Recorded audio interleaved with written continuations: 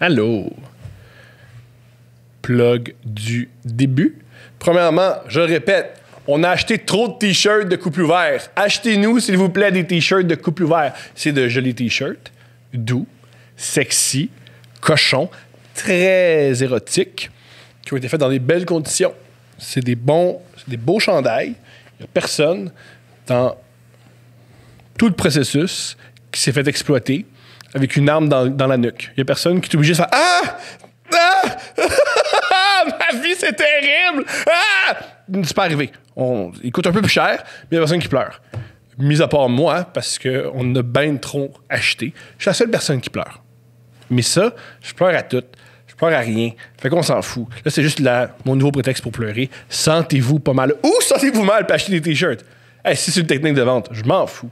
Je m'en fous. J'en ai aucune intégrité. Je veux vendre les t-shirts. C'est sur le site de Tamelo. C'est eux qui s'occupent de la livraison. Alors, vous êtes assurés qu'ils vont se retrouver à votre porte en bon état. Let's go. Et aussi, ces t-shirts-là, c'est une bonne manière de nous encourager. C'est une bonne manière de faire en sorte que le podcast continue. Ça sonne un peu comme une menace. Ça sonne un peu comme « Tu n'as pas de t-shirt, tu n'auras plus de podcast! » Puis c'est pas vrai. Je regrette ce que je viens de dire. Mais ça nous encourage pour vrai. Je suis le pire vendeur. Je suis un peu le pire vendeur. Aujourd'hui, le podcast, c'est une présentation de mon ami Michael Archambault. Michael Archambault, avec qui j'ai fait l'école de l'humour. C'est un auteur. C'était un auteur plus jeune que moi. Je le mentionne parce que moi, je pensais rentrer à l'école de l'humour en disant « Yo, c'est moi le plus jeune. » Et Michael était plus jeune que moi et plus doué que moi. Ça me faisait énormément de peine. Je me suis attaché à Michael. Et Michael m'a appris beaucoup de choses à l'école de l'humour. C'est Michael qui m'a appris la rigueur. Parce que Michael avait toujours des excellents devoirs, super drôles. Et ce que j'ai compris assez rapidement, c'est pourquoi Michael était aussi drôle. C'est parce qu'il mettait beaucoup de temps là-dessus, beaucoup de concentration. Il suait plus que moi. Il n'était pas fondamentalement plus drôle que moi, mais il travaillait mieux, il réfléchissait mieux. Alors, c'est un modèle pour moi. C'est un modèle de si je prends le temps, si je m'applique, je peux être plus drôle, je peux mieux m'exprimer. Et c'était une superbe leçon pour moi. C'était une superbe leçon d'humilité. J'ai compris que l'humour, c'était un art qu'on travaille. C'était pas quelque chose de magique. Faut travailler pour être drôle. Faut travailler pour connecter avec des inconnus. Faut travailler pour avoir une bonne idée et la mettre à terme. Parce que des flashs, on en a tous. Mais entre avoir une idée, une étincelle dans ta douche et un truc concret qui fait rire des gens, c'est un long processus. Ça prend de la rigueur. Michael Archambault m'a appris ça. Alors voilà. Michael Archambault, il a écrit plein de trucs. Il a aussi écrit des romans. Il a écrit premièrement Rage de sucre, qui est un roman comique qui s'inspire un peu de sa vie parce que Michael, c'est une vraie affaire. Il adore le sucre. Puis des fois, il vire un peu fou avec ça. C'était aussi vrai à l'école de l'humour. Il a écrit un roman... il est parti de ça pour écrire un roman. Super original comme idée. Super drôle. Rage de sucre. Et dernièrement, il a écrit La mort des corbeaux, qui est un thriller. C'est pas censé être comique, c'est un thriller bien ficelé, bien réfléchi, sérieux. Alors, let's go. Tu veux rire, Rage de sucre, thriller, La mort des corbeaux, ou si tu peux mélanger les deux. Ça encourage un gars que j'aime beaucoup. Ça encourage un gars que j'admire. Ça encourage un gars qui... J'ai beaucoup joué au tennis, fait que c'est grâce à lui si, dans ma vingtaine, j'étais mince. J'étais pas mince, mais j'étais moins gros qu'aujourd'hui. Fait que merci, Michael. C'est peut-être un peu grâce à toi si j'ai une sexualité dans ma vingtaine, grâce à ta force et grâce à nos matchs de tennis, j'étais présentable tout nu. Et ça joue. Alors, merci. Merci de m'avoir donné autant d'orgasmes. Et moi, en retour, j'encourage les gens qui m'apprécient à aller acheter la Rage de sucre et la mort de corbeau. Voilà. Ça, c'est le podcast. Mon invité, Kim Lévesque-Lizotte. Une femme qui fait partie du 3%. Je répète, le 3%, c'est le 3% de femmes qui écoutent le podcast. Le 3%, je le rappelle, c'est Marilyn Jonca, ma blonde et Kim Lizotte. Alors, 3%. Je suis très excité. Kim Lévesque-Lizotte, je l'admire beaucoup. Elle me fait rire. Je la trouve le fun. Elle est cool. Je me tais et je laisse toute la place à Kim. Bon podcast. Oh, ouais.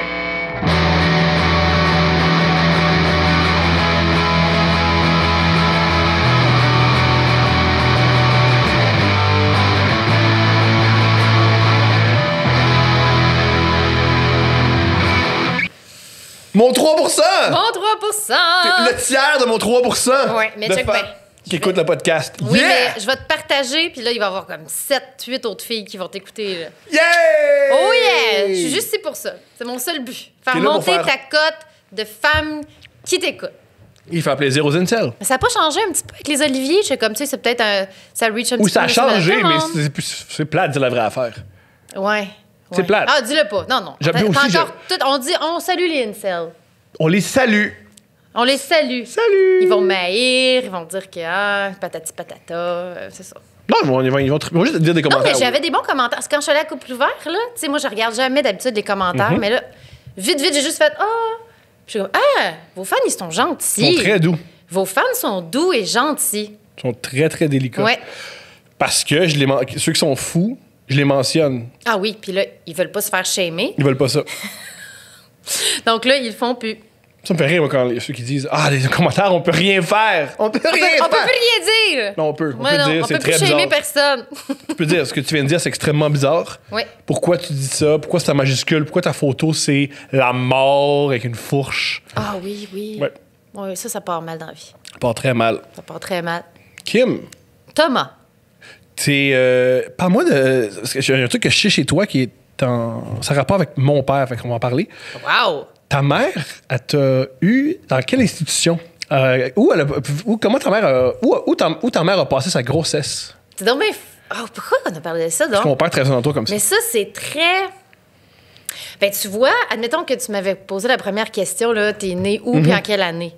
Moi, je suis née à Québec en 83, mais je venais pas de Québec à ce moment-là, mais ma mère était à Québec, puis elle a accouché à Québec parce qu'elle allait à la Clairière, parce que ma mère a eu à 16 ans. Puis là, mais à chaque fois... Je vais faire une joke déplacée, mais à chaque fois que tu dis ça dans la vie, mes parents, c'était 2 adolescents qui se sont rencontrés, qui sont tombés en amour puis qui ont eu des enfants. Mais ma mère était là à la Clairière parce que c'était une espèce d'institution pour que les jeunes filles mères puissent finir leur secondaire. Exactement. Tout en accouchant. Exactement. Mais c'est quoi le rapport avec ton père? Mon père travaillait dans la même institution, mais à Montréal, qui s'appelait Rosalie Jeté. Oui. Et c'est là qu'il a rencontré ma mère. Ah! Ouais. Ben voyons. Bon, les deux travaillaient dans cette institution. Ouais. Ils sont tombés en amour. Mon père a quitté parce qu'il était un patron, puis c'est un conflit d'intérêts. Et c'est là que... Je sais pourquoi qu'on parlait de ça, toi puis moi. C'est à cause du téléroman Toute la vie. Je te jure que non. Non, c'est pas ça à fait cause comme de ça? 4 ans, ça fait genre 4 ans qu'on sait que je sais Quand ça. j'ai parlé de ça, mais parce que, tu sais, ça a été... En tout cas, parce que pour ma mère, ça a vraiment bien été. Puis c'est un endroit... Mais c'est une belle institution. C'est une très bonne institution. Ça s'appelait La Clairière. Il y avait une Tu sais, t'accompagnes madame dans- Petitpas, je pense, qui s'occupait de ça. Puis, tu sais, ma mère en garde des très beaux souvenirs. Fait que c'est pour ça qu'elle aime pas ce téléroman-là, parce qu'elle fait comme... Hey, c'est tellement pas de même que je l'ai vécu. Puis, j'en regarde tellement des grands moments de solidarité féminine, puis d'amitié, puis Puis, vu que c'est un téléroman où on voit beaucoup de panique, puis d'intervenants paniqués, puis elle fait comme, mais les intervenants étaient tous sauf paniqués, puis ils étaient juste comme, ça va aller, tu vas ressentir ça, tu vas vivre ça. Puis c'était juste un truc pour qu'elle puisse finir ses études. Mais l'affaire, c'est que quand tu dis ça, dans la vie, mes parents, ma mère avait 16 ans, mon père, 20. Ben, les gens, ils se font tout de suite une espèce de... Ils étaient Ils sur la s'imaginent- cocaïne. Ah oui, mais vraiment pas, parce que moi, je suis un enfant des années 80, puis je suis une petite fille du bas du fleuve. Mes 2 parents, c'était des adolescents des 2 villages, un à côté de l'autre. Mon père venait de Rivière-Ouelle, ma mère venait de Saint-Pacôme. C'est dans Kamouraska, là, c'est dans le bas du fleuve. Puis ils se sont rencontrés à 14-18 ans. Selon la légende, ma mère a fait attendre mon père 1 an avant de faire l'amour. Fait que moi, je dois Mais- être, donc, par statistiquement, le Je vais résultat de être leur plate, là, parce que c'est la 20e. sexualité de tes parents. Oui. Mais tous ceux qui disent ça, on attend mais- un an de faire l'amour, ils ont tout fait à part la pénétration vaginale. Ah oui, je le sais! Ah, on a attendu 1 an! Je Mais tu sais, on a fait de l'anal, puis je l'ai Ben oui! sucé, puis on s'est masturbé. Mais c'est Mais on n'a du pas fait de l'amour! Mais je pensais à ça cette semaine parce que tu parlais de ça dans un podcast. J'étais comme, ça n'a pas de bon sens. Mettons, quand on me demande c'est quand la première fois que tu as fait l'amour, j'ai toujours à 15 ans, patati patata. Je me rappelle, c'était le 23 novembre. On s'en collait tellement. C'était le 23 novembre de mes 15 ans. Ça, c'était le 5 novembre. On en est donc le 2 novembre. Écoute, le novembre, là, il Non, se passe c'est la première rien. fois que je me suis masturbé. Excuse-moi. Je me Il suis commence à mélangé. faire noir. Faut faire, on fait des choses sexuelles. Merci. Mais je me suis dit, Christy, c'est la première fois que j'ai vécu une pénétration. Mais j'avais fait des choses avant ça. Donc, c'est pas nécessairement ma vraie première relation sexuelle parce que avant ça, tu sais, j'avais déjà comme Frenché tout nu en faisant des affaires. Donc, C'est comme si on se disait, la première relation sexuelle quand t'es une femme, c'est quand il y a un pénis dans ton vagin. Mais nous aussi. Alors que c'est pas ça. Puis là, je me suis dit, voyons, c'est quoi, mettons, ma Moi, je me première? disais, moi, longtemps, je me suis dit, je suis vierge. Ah oui? J'ai couché avec une fille, genre à 18, 19 ans. Ouais, mais j'ai passé 1 an à tout le temps doigter une fille la fin de semaine. c'est ça. C'est quand même sexuel. Mais tu vois, ça, je trouve que c'est mieux ça. Ah oui, c'est vraiment mieux ça. Je pense que l'exploration sexuelle, même si ça commence jeune, c'est tellement mieux que c'est beaucoup plus traumatisant. Mettons, mes amis qui me disent... Il s'est rien passé, j'ai rien fait, j'ai pas eu de préliminaire, je me suis jamais... pas de cuni, pas de pénétration de doigts, puis que du jour au lendemain, bang, t'es tout nu avec un gars, puis tu te fais pénétrer. Pow! C'est comme, ouais, ça doit fesser. J'en doute pas. Ça doit être intense. Et aussi, mentionnons-le, le point de vue du gars, c'est tough pénétrer. C'est une expérience. Oui. Moi, ça m'a pris au moins 1 an comprendre l'angle. Ben oui. C'était très... l'angle. Ben oui, mais quand t'es une fille, hey, ben, moi, je suis chanceuse parce que, tu sais, moi, je voulais... Hey, on est déjà rendu, on vient de sauter 15 ans. Ma naissance... Ben donc, c'est pour les incels. C'est pour les incels. Fait que ma naissance jusqu'à ma première relation sexuelle, mais tu sais, au moins ma vraie exploration sexuelle, comme super saine que j'ai eue, c'est parce qu'à 16 ans, je me suis fait un petit chum vraiment fin, qui était moins expérimenté que moi sexuellement. On le salue. Mais, tu sais, il était vraiment moins, là. Mais, fait que, tu sais, il y avait beaucoup d'amour, puis de respect, puis un espèce de... J'étais tellement à l'aise avec lui, je peux faire « Oh non, ça, je veux pas. » Puis « Ah oui, finalement, ça, on l'essaye. Oh, finalement, ça, je veux tout le temps. Ça, mon Dieu, c'est donc bien le fun. » Puis, tu sais, ça a été... fait que, tu sais, ça a été comme ça a été vraiment sain, je pense. Avant ça, il y avait eu des affaires un peu bizarres là, d'exploration, que tu fais comme c'était peut-être lui, on l'a exploré, on ne tournera pas. Ce gars-là était peut-être trop vieux pour moi à ce moment-là. Là. Puis tu sais, moi, sais-tu quoi? À peu près, c'est à quel âge j'avais, là? Un moment donné, vers 15 ans, je me suis mis à pogner avec les gars plus vieux. Parce que vous êtes tous des pédophiles en ce moment. Ben, moi aussi, voici ce que j'en pense, et je vais avoir ton opinion parce que tu es extrêmement concerné. OK. Je peux comprendre une jeune femme de 15 ans qui est beaucoup plus mature physiquement et sexuellement et mentalement qu'un garçon de 15 ans d'être attiré par des hommes pour 2 raisons. Ce que je viens de nommer, la maturité physique, sexuelle et émotionnelle.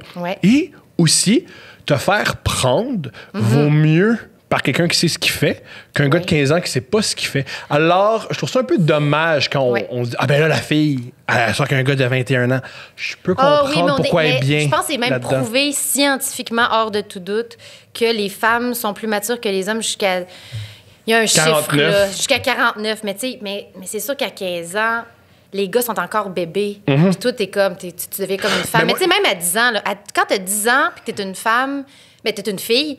Il y a vraiment un moment où tu fais comme, non, maman, là, on enlève les jouets de ma chambre, enlève les Barbies, on enlève le rose. Puis les petits gars, ils vont jouer longtemps au camion encore, puis ils sont pas rendus là. Mais nous, on a comme on devient vite des petites femmes. Ben juste physiquement, moi, je trouve ça extrêmement difficile à aborder des filles de mon âge. Oui, on veut rien savoir de vous autres. 1. Et 2, moi, j'étais vraiment un petit garçon et j'avais devant moi une femme. Moi, j'ai commencé à être à l'aise avec les femmes à l'âge de 18 ans, quand j'ai chillé avec des femmes un peu plus vieilles. Quand j'ai eu ma maturité sexuelle et physique. Mais à 15 ans, t'aurais l'impression d'être « Hello, femme qui... » Poussé à 15 ans, déjà, tu pouvais tomber enceinte. Nous, on vient d'apprendre à se masturber. Des fois, on est quand même immature. Mais des fois, les filles, on est un peu immature. Puis des fois, on n'est pas prête vraiment. On est comme à la découverte de c'est quoi être en amour. Fait qu'on se met à tomber en amour avec des gars complètement inaccessibles. Mais tu sais, ça nous fait rêver longtemps. Puis, fait qu'on tripe sur des gars un peu plus vieux. On est en secondaire 3, tu tripes sur des gars secondaire 5. Mais à un moment donné, ça t'empêche. Ben c'est de ça que je voulais parler. C'est qu'à 15 ans, je me suis mis à triper sur des gars plus vieux. Mais j'étais pas prête à faire l'amour. Fait que là, je sortais avec genre un petit 2-3 semaines. Puis après ça, j'étais comme, faut qu'on se laisse, ça marche pas. Mais dans le fond, c'est juste que, non, là, je suis pas prête à faire le step un peu plus loin. Puis je sentais que c'était pas une relation égal à égal. Mais tu vois, si j'avais pas... C'est dur, là, de... Tu sais, je pense aux adolescentes en ce moment, là. C'est vraiment dur de faire la différence entre... Est-ce que je suis prête? Est-ce que j'ai le goût? Est-ce que je suis la bonne personne? Parce que tes hormones aussi sont dans le tapis quand t'es une fille. On parle tout le temps des gars que leurs hormones sont dans le tapis. Les filles, c'est la même chose. Mais quand t'es une jeune fille puis que t'as pas eu de trauma puis que tes hormones sont de même puis t'es tout le temps en amour... Ou que t'as eu des traumas. Je veux dire, tu prends des traumas puis t'en as besoin quand même. Oui. Puis on n'en parle pas souvent de ça, je pense. Tu sais, j'ai vu le film Charlotte a du fun dernièrement puis j'ai fait « Ah, ça fait du bien de voir des petites filles qui ont du désir. » Puis dans La déesse des mouches à feu aussi, c'est comme si, à cause du contexte, qui fait en sorte qu'il y a beaucoup de violence envers les femmes, puis qu'il y a beaucoup de violence envers les filles, puis qu'on parle, puis il faut en parler, mais ça fait en sorte que la violence, des fois, prend le dessus dans le discours. Les dénonciations, juste fugueuses, le proxénétisme. Fait qu'il y a beaucoup de violence, mais il faut se rappeler que quand il y a comme quelqu'un que si on était tous égaux, à l'adolescence, quand t'es une fille qui n'a pas vécu de traumatisme, puis qui n'est pas exploitée, t'en as du désir, puis t'as le goût de frencher, t'as le goût de te faire toucher à l'infini. Et aussi, il faut le mentionner, à 14, 15, 16 ans, vous désirez des hommes. Oui. Et les garçons de 14, 15, 16 ans ne sont pas des hommes. Alors, ça vous met dans une situation embarrassante de je veux un homme, mais c'est plus vieux. Mais comment celui il veut de moi? Oh, c'est bizarre. Oui, en fait, c'était ça la ligne. La ligne est mince entre je suis un peu plus mature que mon âge, fait que je peux aller vers des hommes plus vieux, mais il faut juste que dans le chapeau, là, faut pas que je pogne le plus vieux qui se dit « Haha, une petite fille vulnérable, je vais en profiter. » Mais moi, je m'en souviens, à 15 ans... J'ai été chanceuse dans la pige du chapeau, je pense. Tu sais, quand j'avais 15-16 ans, puis j'avais des amies filles que je désirais tellement, surtout avec des gars plutôt de 18-19 ans, je faisais « Ah, OK. » Quand j'ai eu 18-19 ans, puis mes amis de 18-19 ans, d'un party, aimaient des filles de 16, je battrippais. C'est vraiment bizarre, les gars. C'est vraiment bizarre. Oui. On est mature. Je sais pas si elle pas à mes yeux. Elle a vraiment l'air d'une enfant. Oui. Mes amis... Autant à 15 ans, je trouvais que les filles de 15 ans avaient l'air de femmes. À 18 ans, je trouvais qu'une fille de 15 ans a l'air de 15 ans. Ah non, moi aussi, je confrontais souvent mes amis. J'avais beaucoup d'amis gars au secondaire, puis on se promenait dans le centre d'achat. Puis il faisait hey, check la fille. Puis j'étais comme, Chris, à 12 ans, à 13 ans, c'est quoi ton problème? Puis tu sais, je devais avoir 16-17 ans. J'étais comme, arrête de regarder des petites filles de même. C'est comme. Je comprends, je comprends tellement les femmes qui désirent les hommes plus vieux. Oui. Mais les hommes plus vieux qui désirent des femmes plus jeunes. Oui, mais je suis mal à l'aise. Je dis pas que c'est une position morale défendable. Je peux pas la défendre. C'est juste une sensation. Oui, mais c'est tellement touché. Puis à chaque fois, j'en parle souvent avec mon chum de ça parce qu'on parle de nos amis. Puis, tu sais, c'est tellement confrontant parce que tu te dis, est-ce que vraiment, biologiquement, les hommes sont attirés vers des filles de 18-20 ans? Mais moi, mettons, dans mon cerveau, je me dis, si mon ami de 40 ans me présente sa blonde de 18 ans, j'ai un problème. 20 ans. Tu sais, ça existe des gars de 40 ans qui sortent avec des filles de 20 ans. Là. J'en connais. Puis c'est d'ailleurs pour ça que j'ai eu cette conversation-là. Puis je fais comme... On dirait que c'est souvent un truc que je me dis, ce gars-là, à 20 ans, il pognait pas que les filles de 20 ans. Puis que là, soudainement... Non, je pense... Ou il y a comme je pense la même chose. un arrêt de la maturité. Je pense pas que c'est un arrêt de la maturité, c'est revivre ce fantasme-là. C'est revivre ce fantasme-là, puis c'est comme, là, je peux me le permettre. Là, je suis un homme accompli. Un peu comme moi. Je suis beau, j'ai une belle carrière, puis j'ai la confiance en moi. Maintenant, pour aller chercher ce que je veux. Puis Puis je veux pas shamer les hommes qui aiment les femmes plus jeunes. Il y a des femmes qui aiment les hommes plus jeunes, puis j'applaudis ça et je célèbre ça. Mais il y a vraiment quelque chose. Mais je trouve ça toujours louche. Fait comme, à quel point tu as besoin d'avoir un ascendant sur l'autre? Mais il y a des grandes histoires d'amour. Là. Charlie Chaplin avec sa dernière femme là, qui avait genre 50 ans de moins, puis ils ont fait 8 bébés, puis ils se sont aimés. Puis il y en a des belles grandes histoires où l'âge Mais même toi, tu le mentionnais plus tôt. Tes parents, sur papier, ça devrait être une histoire grotesque, mais non. Dangereuse. Ah non! Mais tu sais, tu vois, en retournant dans mon enfance, allons-y. Tu vois, c'est un autre contexte parce que j'étais dans un petit village, puis je pense que la décision d'avoir cet enfant-là, qui est moi, c'était une décision presque familiale. Puis je suis vraiment une enfant... Oui, j'étais un accident, c'est sûr, mais j'étais un enfant de l'amour. Tu sais, ma mère puis mon père, ils s'aimaient tellement... Tu sais, même quand je suis devenue ado, je demandais à ma mère, des fois, j'étais comme, je comprends même pas pourquoi vous m'avez gardée. Puis ça la choquait. À chaque fois, j'étais comme, je comprends pas pourquoi vous m'avez gardée. C'est quoi, là, le processus? C'est êtes-vous malade? Puis tu sais, c'était comme, mais non, mais j'aimais ton père. Puis on en a parlé avec nos parents. Puis, fait que tu sais, moi, mettons, si je faisais une psychanalyse, c'est sûr que tout l'avant ma naissance, est incroyable. Puis je pense qu'on commence à m'en parler là. Il y a comme une espèce de... Tu sais, ma tante, des fois, m'en parle, ou ma mère, ou dans des parties, c'est comme, soudainement, on m'a jamais parlé dans mon enfance de l'avant, là. Ma mère, mon père qui sort de la pharmacie, parce que dans ce temps-là, il fallait à la pharmacie. Pour le test de grossesse. Oh, C'était wow. pas... Oui, il fallait comme t'aller voir le pharmacien. Le résultat, ma grand-mère le su parce que ma mère, elle avait un rendez-vous chez l'échographie, puis elle n'est pas allée. Puis c'est ma grand-mère qui a pris le téléphone, puis elle a comme compris que ma mère était enceinte. Mon père qui a écrit une lettre à sa mère en disant si vous n'êtes pas d'accord, vous ne me reverrez plus jamais. Tu sais... C'est romanesque! Fait que là, puis l'espèce de on va vous aider, on va le prendre, venez déménager à la maison. Il y a comme une espèce de. Puis quand je suis née, je pense que je suis jamais à la garderie de ma vie. Là. Je pense qu'il y avait comme. J'avais plein de monde pour s'occuper de moi. J'avais mes parents, mes grands-parents, mon autre set de grands-parents, des ma tante, des mononcles. J'étais comme le premier enfant de la famille. Sauf que j'avais genre une cousine éloignée, une cousine à Sherbrooke, mais tu sais, c'était en campagne. Le bébé, il est là. Puis même, on me dit maintenant que mon grand-père avait dit à ma mère, c'est toi qui vas s'en occuper, puis compte pas sur moi. Puis elle dit, quand t'es né, il t'a pris, puis on t'a plus revu. Là. Après ça, on t'a plus jamais revu. C'est lui, il t'a pris, il t'a bercé, il voulait faire les nuits, il voulait juste s'occuper de moi. Fait que j'ai vraiment été très, très aimée. Ce qui est génial. Puis mes parents, le punch...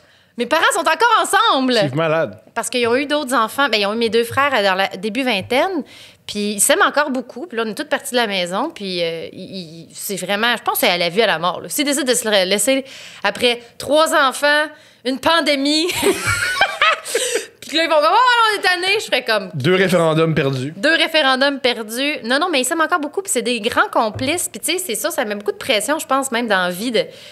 Tu sais, début vingtaine, j'étais comme, comment je vais être capable d'accoter cet amour? Ça, c'est drôle que tu dises ça parce que c'est un sujet qui me fascine. Oui. Parce que moi, j'ai le modèle que j'ai eu. J'ai pas eu peur d'être parent parce que je peux pas faire pire. Oui, c'est ça. Mais par contre, j'ai beaucoup d'amis qui ont des grands modèles. C'est souvent ceux qui ont plus de pression. Mais ça m'énerve. Il y a souvent des gars de même, là. Oh, prendre une gorgée de café, mais ça, là... Qu'est-ce qu'il y a? Il y a des hommes qui ont des parents très traditionnels, que ça fait genre 60 ans qu'ils sont ensemble, mais ils vont idéaliser ça en faisant « Ma mère, c'est une sainte. Mon père, il a toujours aimé ma mère. Puis moi, je recherche ça dans la vie. » Alors que moi, j'étais entourée de couples. Fait que c'est sûr que je suis une fille de couple dans la vie, mais je sais qu'un couple, c'est des hauts, puis des bas, puis des pardons, puis on se retrouve. Fait que je sais que je suis faite, que c'est dans mon ADN d'être en couple tout le temps. Mais parce que je l'ai tellement vu, j'ai tellement eu ce modèle-là, puis même pas juste de mes parents, mais de mes grands-parents, tu sais, mon grand-père qui est mort dans le lit de ma grand-mère, tu sais. Fait que, mais j'idéalise pas ça comme « Ah, wow, c'est un magnifique modèle, il faut absolument que je reste 50 ans avec mon chum. » Qu'est-ce que tu penses de ça? Je crois que les femmes, vous avez accès à plus d'intimité. Oui. De votre mère et de votre père. Vous connaissez plus de chicanes, plus de... Les hommes, nous. Les hommes, on a plus de... mais c'est pour ça que j'ai dit les hommes, parce que les hommes, vous voulez souvent voir votre mère comme une sainte qui n'a jamais fait l'amour puis qui s'est sacrifiée pour ses enfants. Puis, mais si tu allais au creux, au fond de l'histoire de ta mère, tu ferais comme, est-ce qu'elle a vécu des affaires, puis que ça n'a pas été facile des fois, mais qu'elle a fermé sa gueule. Puis, tu sais, puis... les femmes, vous avez accès à ça. Ça pour nous, puis pour sauver la famille, puis pour rester avec mon père, puis... C'est ça, une espèce de... Puis, tu sais, l'espèce de truc, là, les hommes qui veulent pas savoir que leur mère a une sexualité, puis... Leur père non plus, hein?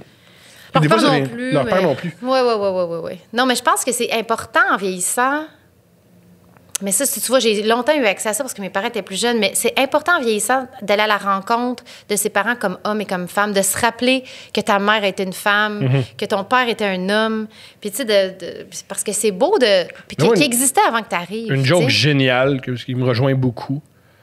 Si tu idéalises, en tant qu'homme, si tu idéalises ton père après l'âge de 30 ans, si tu le connais pas. Ah oui, oui. Ah ben non, mais moi, je suis vraiment un papa... J'ai vraiment un papa formidable. Oui, mais fait que je l'idéalise un peu. C'est le meilleur gars. Oui, toute cette affaire-là. Bien, ceux qui idéalisent leur mère aussi. Mais Oh, puis pas tomber en amour, là, parce que, oui. Oui, toute cette affaire-là.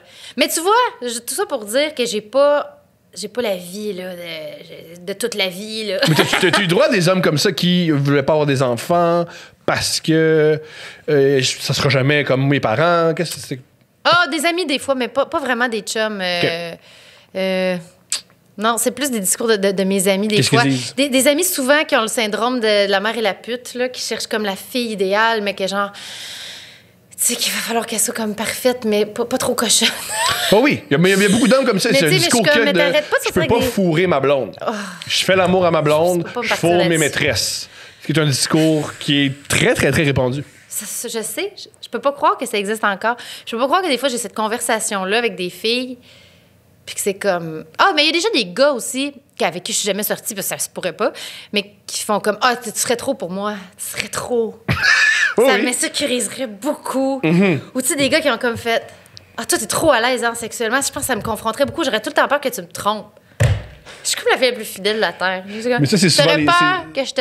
Parce que toute ton équation, c'est la fille, elle aime le sexe, fait qu'elle va aller fourrer ailleurs. Fait que là, trouve-toi une... C'est quoi le résultat, là? Contraire. Je vais me trouver une fille qui aime pas trop le sexe pour être insatisfait pour toujours. Et faut pas oublier, souvent, tromper, c'est pas juste sexuel. Oui, c'est sexuel, non, c'est pas tout le temps mais c'est aussi des fois une façon de se venger, des fois c'est une façon de se prouver quelque chose, des fois c'est plein de choses, tromper. Il y a beaucoup de... Oui, mais j'ai comme plus d'indulgence envers l'infidélité qu'avant. Parce que...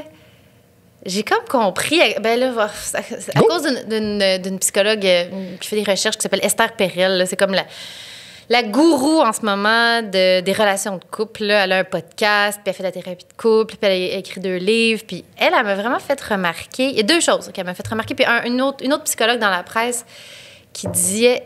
Quand quelqu'un est infidèle, c'est souvent quelqu'un qui a besoin d'un nouveau regard sur lui-même. Je dis lui-même, mais ça peut être une femme. Non, c'est brillant. C'est pas contre l'autre, souvent. Mais on le prend toujours comme une trahison, puis c'est contre l'autre parce que c'est faire abstraction de ce que ça va faire ressentir à l'autre. Puis ça, c'est violent. Mais souvent, une infidélité, ça va être quelqu'un qui va tu vas faire, tu jettes sur moi un nouveau regard, quelque chose qui me fait du bien, puis qui me fait réaliser que je peux être, qui va m'idéaliser, puis qui va me sublimer, puis ça fait du bien. Puis ça fait moins mal de penser à ça que tu l'as fait contre moi. C'est brillant que tu dises ça parce que la dame dise ça aussi. Ouais. Moi, à l'époque, ce que je voulais, c'est coucher avec des filles en relation amoureuse. Hostie que j'aimais ça. Et tu voulais scraper? Non, je voulais pas scraper. Okay. C'est le meilleur... parce que t'es pas disponible pas juste ça. C'est aussi, c'était une manière d'être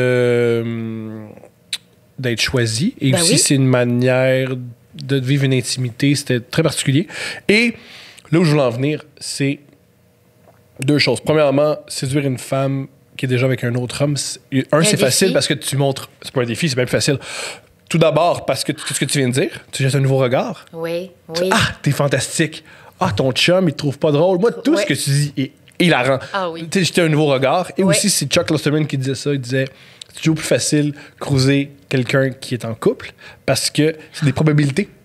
Un célibataire a le choix de dizaines et des dizaines de milliers de gens. Oui.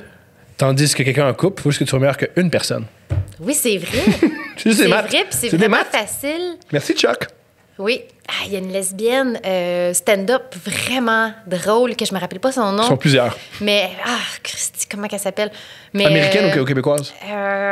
Américaine, mais qui était à Just for Laugh à Montréal, puis elle a fait ce numéro-là, puis c'est rendu à genre 15 millions de views, puis elle fait comme « It's very easy for me to flirt with your girlfriend and make her feel special because you've set the bar so low. So every time I just ask the girl, hey, how are you doing? How was your day? They're like, oh my God! Et comme, c'est tellement facile en tant que lesbienne parce que les hommes, vous mettez la barre tellement en basse que c'est comme, j'ai juste à montrer un petit peu d'intérêt à une femme, puis comme, oh oui, prends-moi. mais oui, c'est sûr. Mais tu vois, les hommes, c'est rare que les hommes font ça. Ça doit être pour ça que ça marchait bien pour toi. Parce que souvent, c'est rare quand que la femme... à part ça, des hommes qui trippent sur des filles en couple, il y en a plein. C'est ça. Mais oui, mais on les est plein. On est un gros groupe. Qui s'essayent moins sur une fille en couple. Au tabarnak, non. Moi, je trouve que oui. Les DM de ma blonde te disent le contraire! Oh my God, C'est blague. Ouais, non, peut-être. Mais c'est sûr qu'une fille en couple depuis longtemps, il y a de quoi qui a besoin d'un peu de valorisant. Il y a souvent... des confidences! Il y a de quoi de la personne doit être exceptionnelle avec une autre personne. Si elle était choisie, puis elle est bien, puis il y a de quoi de charmant. Oui, mais je trouvais, mais justement, je pense même qu'on en avait parlé à couple ouvert. Il y a combien de gens qui font, ben là, surtout si à 30 ans, ou il est tout seul, flag. Mais oui, mais sans joke, on en a parlé à couple ouvert quand je suis venue, mais c'était les filles qui capotent sur les gars en couple parce que il est tout seté, il est comme parfait, il n'a pas peur de s'engager, il est en couple, puis que toi, t'avais fait la joke, il est propre, il est toiletté. Sa vie est comme plus setée, il est stable émotivement, il reçoit de l'amour, il fait l'amour, il est pas comme le célibataire en cavale. Est-ce que je vais être capable de domestiquer ce célibataire en cavale? Mais tu sais, c'est parce que c'est tellement un piège. Un piège. Tu sais, j'ai des amis qui tombent en amour. Tu sais, quand tu tombes en amour avec un gars qui est en couple, tu sais, tu restes toujours l'oiseau de malheur, je trouve. Parce que tu vas toujours être la personne qui a comme scrappé sa dernière relation. Fait que tu gardes en tête, est-ce qu'il regrette? Est-ce que j'étais un rebound? Est-ce que ça va redurer? Ou il va faire comme, ah non, je suis libre. Puis il y a vraiment, autant homme que femme, je trouve que ça part, à moins d'une grande histoire d'amour, là, même que ça m'est déjà arrivé, là, de tomber en amour, être en couple, que l'autre personne soit en couple, puis là, on crisse tout à terre, puis on recommence. Mais c'est parce que tu fais de la peine à quelqu'un d'autre, puis là, il y a comme de la gestion de l'ex qui apprend. C'est tellement lourd émotivement. Pour moi, il faut vraiment que ce soit une grande histoire d'amour pour faire comme, on crisse tout là, puis je suis vraiment plus heureuse avec l'autre personne, puis... Tu trouves pas? Ou des fois, c'est une histoire de sexe. Oh, des fois, c'est une histoire de sexe. Très agréable. Très agréable. Arrête le couple, continue le couple. Il y a aussi... Oui, mais c'est ça que la fille disait dans la presse. Elle disait, l'infidélité existe pas parce que les gens ne tiennent pas à leur couple. L'infidélité existe parce que, justement, les gens tiennent tellement à leur couple qu'ils veulent pas se séparer. Elle dit, sinon, en ce moment, on verrait un taux de divorce exponentiel, mais c'est pas ça qui arrive. On voit qu'il y a de l'infidélité, mais... que les gens ont besoin parfois de vivre autre chose, mais de revenir, mais qui tiennent à leur couple, qui tiennent à leur relation. Mais tu sais, je trouve qu'on n'est juste pas outillés psychologiquement pour vivre. On surréagit tellement à ça. Parce que ça crée, ça brise des familles, ça brise des couples, ça fait il y a même des gens qui vivent du stress post-traumatique après s'être fait tromper. C'est horrible ce que je veux dire, mais non, qui meurent. Il y en a qui meurent. Dans les féminicides, il y a des hommes qui font « Oh mon Dieu! » qui trompent. Tu sais, il y a une histoire horrible d'un homme qui... Il avait une maîtresse. Ben oui. Puis il tombe en amour avec sa maîtresse. Il dit, ben, si je tue ma femme et ma famille, je vais pas être la fille. Écoute, je les ai tous écoutés, là, les podcasts de Victoria. Non, mais ça, c'est l'extrême, mais ça existe. Oui. Il y en a vraiment, vraiment beaucoup. Il y a tout le temps, dans les hommes qui tuent leurs femmes, là, il y a souvent problème d'argent, nouvelle maîtresse.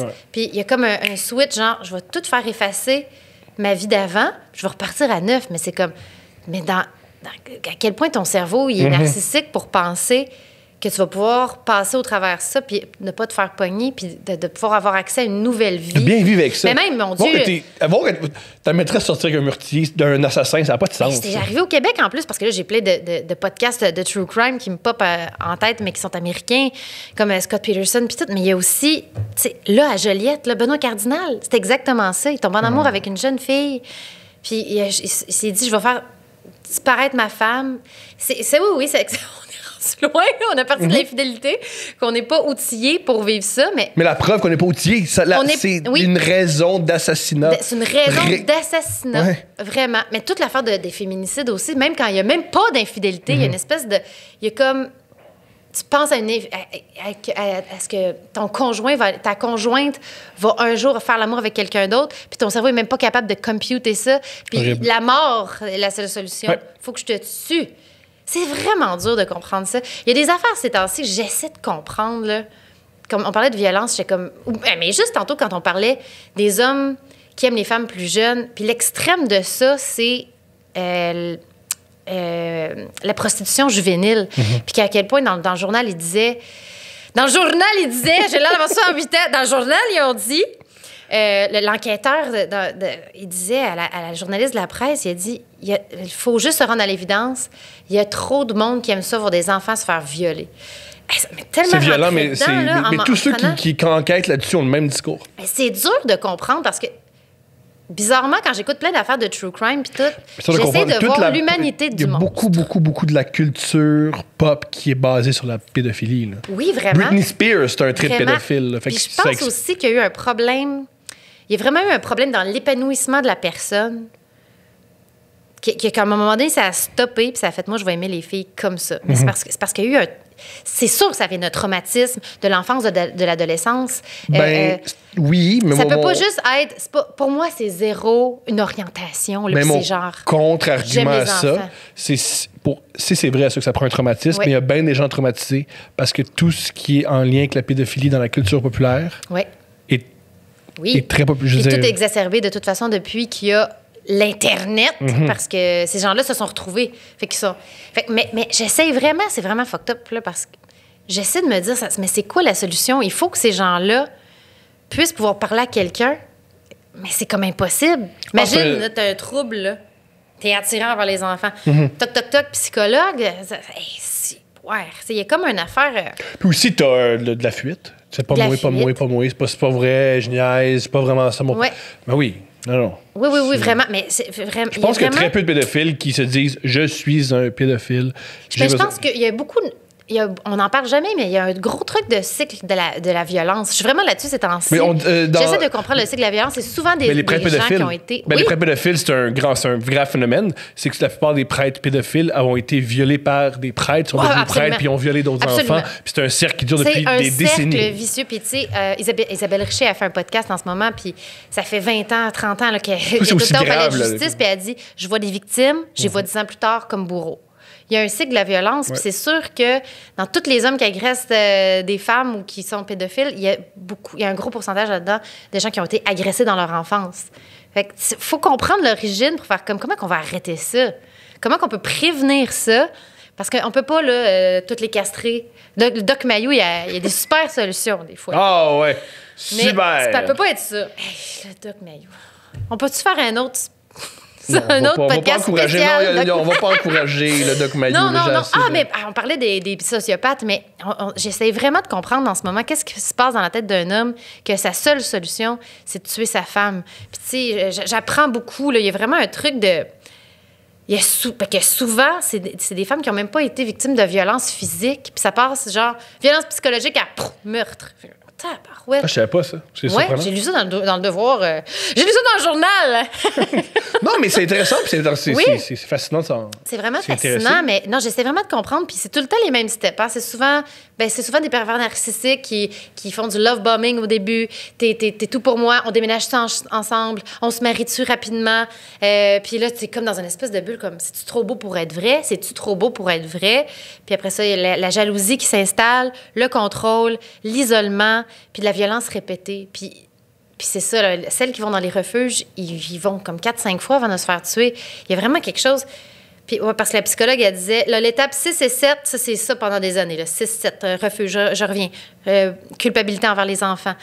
C'est vraiment un cauchemar monumental, mais c'est vraiment un problème de société. Mais j'essaie vraiment là, de comprendre comment avoir une espèce d'empathie envers...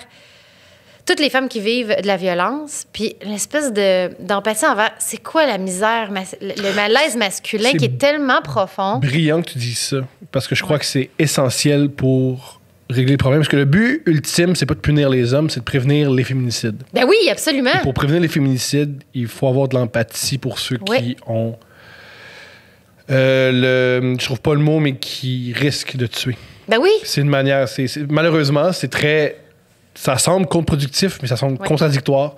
Ouais. Ça prend beaucoup d'empathie pour prévenir la violence. Envers les victimes, mais aussi envers les bourreaux. Puis il y a beaucoup de féministes en ce moment qui écrivent des livres pour les hommes, puis pour le malaise masculin. Puis Liz Plank avait en sortir un. Esther Perel va en sortir un bientôt là-dessus. David Goudreau qui a fait la lettre au petit gars. Ça fait une autre affaire. On peut en parler si tu veux. On va en parler si tu veux, mais c'est pas prendre en pitié. Puis aussi, l'empathie, c'est pas prendre en pitié. C'est pas prendre en pitié, mais c'est avoir des modèles puis essayer de comprendre pourquoi ça arrive. Parce que ça arrive tellement qu'il faut être capable de désamorcer une affaire puis de faire comme... Comment ça, il y a autant d'hommes malheureux puis que ça rend autant de femmes malheureuses? Parce que je pense que tout le monde a envie d'être en amour puis d'être dans une relation saine. Puis pourquoi il pourquoi pour beaucoup d'hommes, l'amour passe par le couple passe par le contrôle de l'autre? Est-ce qu'ils ont une grande insatisfaction dans leur vie professionnelle? Tu comprends ce que je veux dire? Professionnelle, sociale, ils n'ont pas atteint ce qui était supposé... Tu sais, toute la masculinité toxique. Et... Je suis tellement pas ce que je pensais devenir. J'aime pas ma job. J'aime pas qui je suis. Mon rapport avec mes parents est fucked up. Fait que, tu sais, si tu rencontres quelqu'un, puis tu peux avoir le dessus sur quelque chose, puis si elle a peur, tout s'effondre. Je suis comme, oh my God! Là. Fait qu'il faut se parler, en fait. Il faut avoir comme un dialogue entre les hommes et les femmes. C'est moi qui sais. C'est toi qui sonne, c'est juste arrive. Juste au cas où c'est la garderie, c'est pas la garderie. Ouah! Mais je comprends ce que tu veux dire. Oui. Mais puis il faut trouver... C'est pour ça que c'est primordial d'investir pour protéger les femmes. D'investir, puis d'investir dans la prévention, puis d'investir dans la santé mentale, parce que ça se peut pas que la solution, ce soit plus de refuges. Tu comprends ce que je veux dire? Oui, il faut investir. Il faut investir là-dedans, puis il faut investir dans les refuges, puis dans un endroit pour porter... oui, bien, c'est sûr que pour avoir des ressources pour ces femmes-là, parce que ça peut être n'importe quelle femme, ça peut m'arriver. Mm-hmm. On sait même pas, là. Puis tu sais, mais qu'on travaille en amont en faisant... comment qu'on pourrait aider même ces couples-là? Tu sais, dans les beaux malaises, c'est un peu comme ça que Martin Matt l'a abordé, l'espèce de... Ils sont allés chercher de l'aide ensemble, puis que... Oh my God! Mais c'est sûr que si t'es avec un esti de fou contrôlant, il dit « Viens, on s'en va consulter, ça marche pas, là. » Très tough. Mais, je sais pas, on n'est pas sorti du bois, mais là, à cause de la pandémie, on a pris conscience que ça n'avait pas de bon sens. Mais plus on en parle, plus il y a des hommes qui peuvent se reconnaître. Plus on en parle, plus il y a des hommes qui peuvent reconnaître d'autres amis. Plus on en parle, plus on peut reconnaître les signes. Parce que, tu l'as mentionné, il y a l'isolement. C'est une des étapes. Oui. Plus on en parle, plus on voit les signes. Oui. Et ça peut être peut-être qu'il y a quelqu'un dans ton entourage qui peut le remarquer. Alors, c'est super important d'en parler, c'est super important de le médiatiser. C'est difficile aussi. Moi, j'ai jamais... même si c'est fait un peu tout croche, moi, des fois, je suis de l'école, même si les choses sont faites un peu tout croche, c'est mieux que le silence. C'est mieux. Oh, oui, vraiment. Mais des fois... Mais je pense que c'est dur pour l'entourage parce que c'est souvent des filles qui s'isolent puis qui ont tellement honte qu'ils n'en parlent pas. C'est gênant. Ils vont parler tellement en bien de leur chum en faisant « Non, il est super pour justement pas que ça paraisse. » Surtout qui arrive souvent, mettons... En public, il y a un homme qui crie après sa blonde. Ouais. Un homme intervient. La fille va défendre son chum. Qu'est-ce que tu fais? Parler de mal, tranquille. Elle va défendre son homme. Oui, même si, vraiment. Froidement, c'est quelqu'un qui te défend. Oui, vraiment. Hey, mais c'est fou parce que je me rends compte qu'il y a plein d'affaires que je comprenais pas ou que... il y a tellement... Les vagues de dénonciation, là, on parle d'autres choses un peu, mais il y a vraiment... J'ai tellement appris d'affaires que je savais pas, puis j'étais comme, je peux pas croire que je savais pas ça. À mon âge, parce que j'ai 108 ans. Mais tu sais, une espèce de... juste le terme gaslight, là, j'ai appris ça genre l'année passée. Puis là, ça a été un espèce de trigger de « Ah, quand j'ai vécu ça, c'était ça. Quand j'ai vécu ça, c'était ça. » Quand la personne... Mais quand t'as pas l'outil, là, quand t'as pas le « Hey, c'est de la manipulation ce que tu fais là. Ce que t'es en train de me manipuler. » Si tu l'as pas, si t'as pas le mot, si t'as jamais eu l'exemple, c'est personne qui te l'a dit, tu peux pas réagir. Puis tu le prends sur toi, puis là, t'es comme dans la honte. Puis pour ceux qui savent pas du gaslighting, dis-moi si je me trompe, c'est quand tu exprimes une situation à l'autre et l'autre personne fait non. C'est de ta faute. C'est de ta faute. Ce que tu m'expliques, au fond, c'est de ta faute. Oui. Alors tu te fais tout le temps toujours remettre en question tes sentiments et tes observations. Oui. Alors tu ne te fais plus confiance et t'es perdu. Oui, parce que tu penses que c'est toi. C'est un étourdissement. Oui. C'est parce qu'au lieu de dire... au lieu de dire « Ah, ben oui, c'est vrai, j'ai fait ça, ça a dû te faire réagir comme ça. » C'est comme, t'es tellement sensible. En toi, on peut rien te dire. Tu fais toujours ça. T'es tout le temps de même. « Ah, j'ai jamais vécu ça sauf avec toi. » C'est des affaires comme ça que tu fais comme « OK, ouais, je suis trop sensible. » Tu le prends sur toi, puis tu te poses pas de questions. Puis, vous savez que je m'en allais avec ça. Il y a le gaslighting, mais il y a l'espèce aussi de... tu vois, la violence réactionnelle, c'est quelque chose que je connaissais même pas. Tu sais, c'est quand la personne... quand des gars abusifs, ils font quelque chose de vraiment violent, puis que l'autre, elle répond. Puis là, il y a des femmes qui répondent de façon violente, puis après ça, c'est comme « Ah, t'es tellement violente. T'as-tu vu ce que t'as fait? Tu m'as poussé. » Mais ça, c'est la technique. Les hommes, on apprend ça en faisant du sport. Ouais. Au hockey, le truc, c'est toujours le deuxième coup qui est puni. Alors, tu donnes un petit coup, tu reçois un coup, l'arbitre voit le deuxième coup, puis tu fais « Punition! Hey! C'est pas moi. » Tu peux créer ça dans ta relation amoureuse. Oui. Mais c'est une vraie... Mais toi, tu vois pas ça quand tu joues au hockey. Tu peux pas voir un peu... Tu vois pas la personnalité des gars ressortir fois 1000. Tu sais, quand tu fais un sport avec quelqu'un, c'est pour ça que c'est génial. Toi, t'es tout le temps la victime. Ouais. Toi, t'es un peu violent, mais par en dessous. Toi, tu blâmes. Moi, c'est fou. C'est pour ça que je trouve qu'on a un avantage. Il y a tellement d'avantages. Je connais très peu de choses sur les femmes. Je connais beaucoup plus sur les hommes. OK. Il y a tellement d'avantages à être un homme. Ben oui. Parce qu'on passe tellement plus de temps que nous autres. Thomas? Ah, mon Dieu, je suis tout nu. C'était tout nu. Les incels trip. Les incels capotent. Mais je suis en dentelle noire. C'est ça qui se passe. C'est ça qui se passe. Ramenez-moi mon état d'objet sexuel. Je ne vaux que ça. Je suis une femme. C'est ça qui se passe. Mais c'est un avantage, faire autant de sport entre hommes. C'est un gros avantage. C'est un gros avantage, puis ça développe. C'est de la connexion, c'est des liens. Vous pouvez interagir les uns avec les autres. Comprendre les autres. Le nombre de... Moi, quand j'ai souvent des femmes qui ont ce discours-là, le nombre de choses qu'on pourrait régler, c'est l'énergie qu'on mettait sur le sport, on le mettait ailleurs. Le nombre de choses que j'ai compris avec le sport. Ah, ben oui, j'ai compris... 1 million la politique, j'ai compris. L'économie grâce au sport. Oui, parce que c'est des relations, c'est des connexions humaines. Donc là, tu peux faire des parallèles. Voilà. Oui, vraiment. Ce que tu comprends dans le sport, tu peux le transposer ailleurs. Oui, mais vous avez une espèce de camaraderie malsaine, des fois. Moi, tu vois, tous mes chums, c'est toujours des gars qui faisaient des sports individuels. C'est ça, mon pattern. C'est vrai? Oui, je pensais à ça dernièrement. J'ai fait... Guillaume Wagner aime ça, les sports individuels. Il aime pas jouer en équipe. Il aime pas les sports, point. Il fait aucun sport. De la boxe, Guillaume, bref. Il fait de la boxe, mais ça, il a commencé ça même après ma relation avec lui. Fait que, tu sais, il est très intellectuel. C'était un intello, là, Guillaume. Fait que, tu sais, même que t'as un peu. Là, j'essaie de me rappeler si je l'ai déjà vu faire du sport. Ouais. Non, mais bref, tu trouves que. Mais non, tu sais, mon chum, il joue au tennis, il fait du ski. Mon premier chum, ben, bon, pas mon premier chum, mon premier vrai chum avec qui je déménageais, lui, il faisait du mountain bike. Je pense que ça me confronte, les gars qui font du sport d'équipe, parce que vous avez. La fratrie de jamais bien loin, ça crée vraiment. C'est quelque chose qui mérite. Moi, je suis toujours souvent avec des gars qui, tu sais, que l'égalité homme-femme est extrêmement claire. Puis en fait, je suis souvent avec des gars qui ont une grande sensibilité féminine. Puis je trouve que les gars qui font du sport individuel, ils ont comme... ils sont plus féministes que les gars qui font du sport de groupe. C'est pas une loi, là. C'est pas même pour ça s'appelle. Il y a pas d'exception à la règle. Oui, c'est une grosse généralité, mais tu sais... Il y a vraiment... en fait, je pense que j'aime bien les gars qui ont un côté, justement, là, très sensible, un peu plus... un côté féminin développé fort, très, très intello, des gars qui lisent. C'est sûr là, que je ne serais jamais qu'un joueur de hockey. Là. Mais tu sais, un gars qui joue au hockey, des fois, ça se peut. Là. Mais tu sais, il est comme... Puis je veux pas amplifier les préjugés envers les joueurs de hockey, mais... Je sais pas, peut-être... Mais c'est sûr que... Je sais pas, mais ça doit créer tellement... J'ai écouté un documentaire sur les Hells Angels hier. Puis on dirait que j'ai comme... Puis il y avait c'était complètement fucked up parce que ça s'appelle La Preuve, c'est sur Club Illico. Puis il montre 2 Hells Angels là-dedans. Puis ils sont tellement sympathiques. Ils sont tellement fins.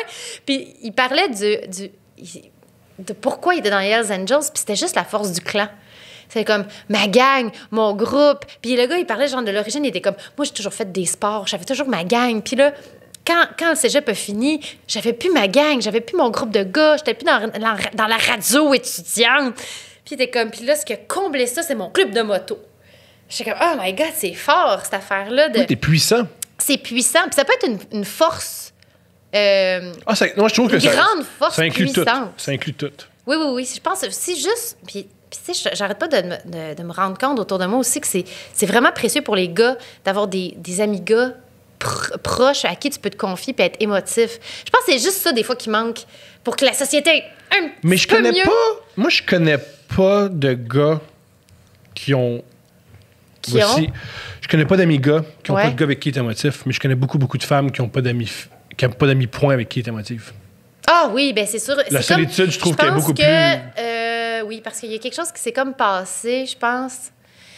Moi, c'est parce qu'on a mis les femmes... C'est parce qu'on a comme perdu quelque chose avec le féminisme. C'est ridicule.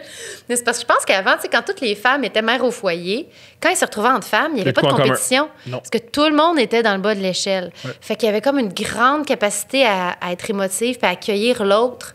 Mais là, on est tellement dans une société qui met les femmes en compétition que c'est difficile de montrer sa vulnérabilité puis de montrer à l'autre fille, puis souvent, hey, je suis pas parfaite, ce que je trouve ça qui difficile. est... Dis-moi si tu es d'accord avec moi, ce qui est malheureux parfois sur Internet, Ouais. c'est qu'il y a une sur-vulnérabilité. Ben oui. Bonjour, voici une photo de moi. Je vais te parler de mon agression sexuelle que j'ai eu à 11 ans. Je sais, Ouais. wow, ça, c'est peut-être un peu trop de Ben, vulnérabilité. c'est tellement de vulnérabilité. C'est vraiment... En ce moment, on est devant une espèce de... Mais ce qui est bon, en fait, des dénonciations puis tout ce qui s'est passé, c'est que ça a créé quand même une éducation. À force d'avoir des témoignages... Tu sais, juste avoir Laurence Jalbert, là, avant-hier, qui a déclaré « J'étais victime de violences psychologiques ».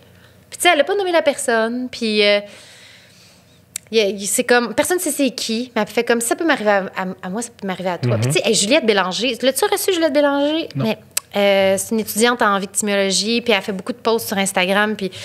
Je trouve qu'elle fait tellement d'éducation sur c'est quoi la violence faite aux femmes, puis comment qu'on peut se déculpabiliser de ça, comment qu'on peut comment qu'on peut avoir de la compassion pour les victimes, comment qu'on peut ne pas prendre position parfois sur des débats.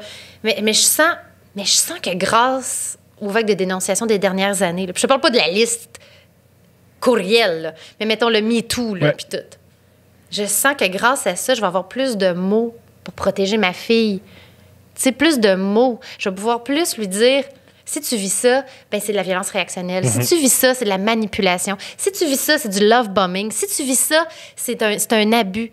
Va pas vers ça, c'est pas de l'amour. Puis je vais être plus éduquée. Puis en plus, je pense qu'elle va avoir droit à une génération d'hommes qui va être justement plus éduquée puis qui va plus comprendre quand il essaie d'avoir le... C'est génial ce que tu dis, un truc que j'ai problématiques. Les spectacles ont recommencé. Ouais. Un truc que j'ai observé. Oui. Il y a beaucoup plus d'empathie pour les femmes dans les loges. Oui! Plus d'amour. Beaucoup plus de respect. Ça, c'est tant mieux. Mais tu sais, c'est tellement... Là, si on repart dans ma vie, moi, il n'y a rien jamais que je dénoncerais. Puis ça veut pas dire qu'il m'est jamais rien arrivé. Je comprends. Mais il n'y a rien là-dedans que je pense qui... Mais c'est quoi, j'ai tellement fait d'aveuglement volontaire là, que quand à chaque fois qu'il y a des vagues de dénonciation, je suis comme, hey, je suis non mais chanceuse, il m'est rien arrivé. Il m'est rien arrivé. Mais si là, je ferme mes yeux 2 secondes, là, puis je fais vraiment comme un recap, il m'est arrivé 1 million d'affaires. Comme quoi? 1 million d'affaires. Mais tu sais, des affaires. Puis je fais comme ça, c'était. Mais c'est parce que quand tu es une victime, tu veux tellement pas te victimiser. Puis quand tu es une humoriste fille dans un milieu d'hommes, surtout il y a 10 ans, tu te dis, hey, moi, je suis capable d'en prendre. Moi, je suis capable d'en prendre. Ça me dérange pas ta joke. Hey, fucking sexiste, ta joke. Tu m'objectivises comme femme. Moi, Chris, parce que moi, I'm one of the boys. Je suis capable d'en prendre. Je suis capable d'en prendre. Ça me dérange pas. Fais-les tes jokes. J'en ai vécu à l'école d'un humoriste qui m'a comme intimidée à la première session, là, devant tout le monde, devant tous les professeurs, qui a fait toutes les jokes sexuelles. Jamais. Personne qui a rien dit. Ça s'est jamais rendu au bureau de Louise, tu sais. Puis, tu sais, j'y repense à ça, puis j'ai repensé à ça dernièrement en faisant « Attends, là, il m'est jamais rien arrivé, il m'est jamais rien arrivé. Rien qui mérite, là, que j'appelle la presse. Mais plein d'affaires, puis plein d'affaires que j'ai vues aussi. Mais, tu sais, toi puis moi, on a travaillé avec la même personne qu'on a vu avoir des comportements problématiques 1000 fois. Ben, Éric Salvaille. Éric Salvaille! Moi, je nomme le monde mon calice. Mais c'est épouvantable ce que j'ai vécu avec lui, puis ça m'a pris genre 5 ans faire comme... Ah, c'est pour ça que je me sentais comme... Quand je travaillais avec lui, là, ma mère puis mon chum, à chaque fois que je revenais à la maison, ils me demandaient « Pourquoi tu le laisses te parler de même? Pourquoi tu te laisses parler de même? » Parce qu'un truc que j'ai... J'étais comme « Hey, il est de avec tout le monde! C'est pas grave, I'm one of the boys. » Il était très particulier, Éric, avec les femmes. Ah oui, il était vraiment particulier. Il me ramenait tout le temps... C'était méchant.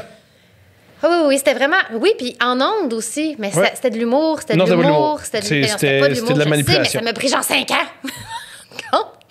Moi, c'est particulier, Éric Salvaille, parce que j'ai grandi... Mon père, il a une formation de sexologue. Il explique pourquoi il travaillait dans la maison pour jeunes femmes mères. Alors, tous ces comportements-là, moi, j'ai su très tôt que c'était fucké. Moi, j'ai su très tôt que cet homme-là était complètement fucké. Mais moi, je m'attendais tellement... Moi, c'est drôle que tu dises ça, parce que tu te souvent répété, puis c'est ta réalité, que grâce à ces vagues de... C'est pour ça que peut-être que je suis aussi... Je manque d'empathie, parce que tous ces mots-là, tous ces termes-là, j'ai grandi avec ces termes-là. Moi, j'ai été élevé... On en discutait à la maison parce que c'est l'éducation de mon père. Et c'est pour ça que c'est aussi intéressant qu'il y ait ces discussions-là, parce que qu'il y a des gens qui apprennent plus sur la sexualité Oui. et la violence qui vient avec. Tout ça pour dire que Eric, quand tu connais un peu ça, c'était un manipulateur textbook. Oh oui, vraiment. Mais c'est Il surtout... veut tout le temps dominer, se se faire dominer. C'était terrible. Oui, puis ce qui était pernicieux, c'était le... Ça a bien commencé. Nous deux, ils m'aimaient bien. Tu comprends? Fait que, tu sais... Puis là, Mané, ça... après ça, une petite joke. Après ça, une autre affaire. Après ça, je leur mets une tarte. Mais t'es misogyne, non, selon-le. Tu sais, oui, puis tu sais... mais mon Dieu, tu sais... Mais c'est tellement des petites choses. Puis, tu sais, je veux dire, le discours ambiant, tout le temps qu'on avait sur lui, c'est toujours... Il est de même avec tout le monde. Non, peu importe. moi, le discours ambiant qu'il y avait sur lui, c'est un homme. Moi, je suis pas d'accord avec ça. Ben, tant mieux. Parce que je trouve que c'est le défendre. Mais je suis pas d'accord. Je suis pas d'accord avec ça. Le discours... Voilà. Oui. Mentionnons-le. Fuck it. Oui. Le discours ambiant avec Éric Salvaille, c'est Éric Salvaille, il travaille juste avec des jeunes parce qu'il a un comportement d'abuseur. Puis après, quand t'as un peu de maturité puis t'as un peu de place dans le milieu, tu t'extirpes de ça puis il en engage un plus jeune. C'est pour ça que ses équipes sont tout le temps jeunes. En fait, là, il y avait vraiment un contexte. Puis c'est pour ça aussi que c'est fucké la relation avec Éric parce que il a donné leur chance à la télévision pour la première fois. Moi, à 25 ans, j'écrivais des textes pour un truc généraliste. Fait que moi, longtemps, je m'étais hey, Éric me donnait une chance. Oui!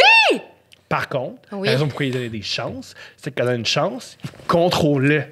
Il tenait par la laisse, puis il tirait comme il voulait. Fait que c'est encore une fois de la manipulation. Oui. Puis ce qui est malheureux, c'est depuis qu'il est parti, il n'y en a plus de gens qui donnent des chances. Il n'y a plus de gens qui me donnent des chances. On n'est plus nulle part, on n'est plus à TV. Mais c'est vrai, parce que si je me replace dans le contexte... Oui, comment? C'est un autre débat, mais des jeunes derrière et devant les Kodak, si t'es pas en télé-réalité, il n'y en a pas. Qui est jeune à Radio-Canada? Qui est jeune? Devant ou derrière? Les deux. Qui est jeune?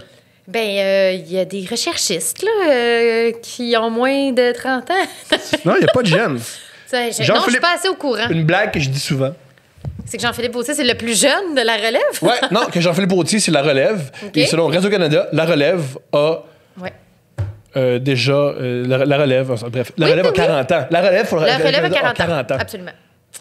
Oui, mais tu vois, c'est ça l'affaire. C'est fucked up. Je veux dire, je sais pas trop. Ben oui, c'est fucked up. Il y a des 20 ans, auteurs un peu partout, là. Non. Parce que j'ai pas checké les statistiques avant de venir ici. Mais ce que je peux dire... Les vrais jeunes sont à la télé-réalité. Si tu fais pas de télé-réalité... Non, mais ils sont sur le web aussi, là, le web. Oui, parce qu'on va de place à TV, on va de place. Les seuls jeunes qui a à TV, ta mère ou ton père en a fait. C'est parce que... Mais c'est quoi l'affaire? C'est un cercle vicieux parce qu'il y a personne qui regarde la télé. Mais juste pour finir sur Éric Salvaille, c'est parce que je passe quand même pour une femme qui a confiance en elle puis qui est forte dans la vie, là. Fait que, tu sais, c'est... Quand on me demande... Mais pourquoi tu te laissais parler de même, mettons? Mais il faut qu'on se remette à l'époque. À l'époque, parce que je suis une grand-mère. Mais c'est... Éric, il était producteur de tout. Puis tu sais, tu pouvais comme... Puis tu sais, quand t'es rendu que tu travailles avec lui, puis que c'est rendu, puis que ça avait vraiment bien commencé, puis à un moment donné, ça s'est un peu... Moi, j'ai trouvé ça vraiment difficile par après, mais je voulais pas être dans une affaire de « Hey, non, tu me parleras pas comme ça. » Premièrement, ça serait reviré contre moi, puis... On m'aurait dit, calme tes nerfs, t'es qui, toi?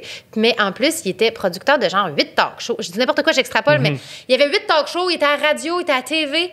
Tu veux pas créer un conflit. Tu veux pas être la personne qui crée de la merde, puis qu'après ça se sache, puis après ça, qu'on se dise, elle a du trouble, même si, mettons. Puis à ce moment-là, je pense que j'avais même pas encore. J'avais pas mon goût en production pour les Simone. Fait que je suis encore dans une espèce de... Suis-je une autrice? Suis-je une humoriste? Est-ce que je reste dans l'espace médiatique où je me retire? Ou... Fait qu'il y avait... J'étais dans... Fait que, tu sais, je fais comme tabarouette. Il est bon en crise parce qu'il a été capable de déterminer cet état de vulnérabilité-là que je connaissais même pas de moi-même. Mais moi, j'ai un message pour ceux qui nous écoutent. Oui. Si tu travailles dans le show business puis un gars fucked up puis qui est dans la même situation... Tiens-toi debout. Premièrement, la plupart des gens qui sont fucked up, ils ont des projets très mauvais. Parce qu'on se regarde les projets d'Éric Salvaille, t'as tout très, très mauvais. Parce que c'est ça qui est fucked up de lui. Il fait comme, d'un coup, je pourrais pas faire les échangistes. C'est quoi son show? Les échangistes? Mais c'est le pire show! Mais tu sais, il faudra pas les échangistes, c'est pas bon. L'autre affaire aussi, c'est que, je pourrais pas jouer au ping-pong en mode Salvaille. Maudit. C'est aussi qui est fucked up avec les gens qui sont Salvaille. abuseurs. Leurs projets sont pas bons. Tout ce qu'ils sont, c'est manipulateurs. Oui. Ils ont pas réellement de talent. Les gens, mettons François Letourneau, qui est, à mon avis, un des plus grands artistes du 21e siècle. Oui. Un des gars les plus doux au monde, un des plus gentils. Ben oui. C'est un des plus grands créateurs. Oui. Pour vrai, là. La plupart des... Tu sais, mettons, Gilbert. Les gars là, juste pour rire, ça faisait un bout que c'était pas bon. Les gags, c'est pas regardable. La Oui, plupart, mais il y a des gens qui ont tellement... ils ont on du les pouvoir appelle? sur des projets narcissiques. pas bons. Des narcissiques charismatiques. Ils sont même pas Eux autres, charismatiques. Ils ont comme... Ben oui, mais c'est parce que sont ils pas- créent leur légende. Là. Gilbert Rozon, c'est un homme qui a créé sa légende. Puis là, C'est puis tu passes 20 minutes après, puis tu fais « Ah, c'est pas vrai. » Tu vois, moi, parce que at the end of the day, c'était pas comme... Ça avait pas eu tant de subventions. C'est juste un monsieur. Il y a un truc, j'en ai parlé avec un ami, ça me fait rire.